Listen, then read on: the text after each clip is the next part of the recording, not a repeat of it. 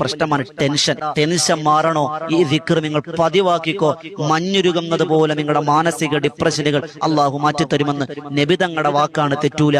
അള്ളാഹു കബൂലാക്കി അനുഗ്രഹിക്കുമാറാകട്ടെ.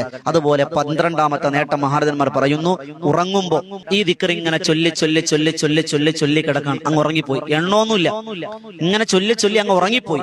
ആ ഉറക്കത്തിൽ നല്ല സ്വപ്നം കാണുമെന്നും ആ കാണുന്ന സ്വപ്നം ഫലിക്കുമെന്നും മഹാരഥന്മാർ. 13ാമത് പറയുന്നു, ആഖിബത്ത് ഹുസ്നുൽ ആഖിബ, നല്ല മരണം അല്ലാഹു തരും. 14ാമത് മീസാൻ എന്ന തുലാസിൽ നന്മയുടെ ഭാരം അധികരിപ്പിക്കും. 15ാമത്തത് അർശിന്റെ തണൽ അല്ലാഹു ലഭിക്കും. 16ാമത്തത് ഹിഫാലത്തിന്റെ മാലാഖമാർ അല്ലാഹുവിന് കൊടുക്കും. 17ാമത്തത് അല്ലാഹുവിന്റെ അതിഥിയായി പ്രത്യേക പരിഗണന കിട്ടിക്കൊണ്ട് മഹ്ശറയിലും മീസാനിലും സിറാത്തിലും എല്ലാം അല്ലാഹുവിനെ പരിരക്ഷ കൊടുക്കുമെന്ന് നബിയുനാ റസൂലുള്ളാഹി സ്വല്ലല്ലാഹു അലൈഹി വസല്ലം. ഏതാണ്? ലാ ഹൗല വലാ ഖുവത ഇല്ലാ ബില്ലാഹിൽ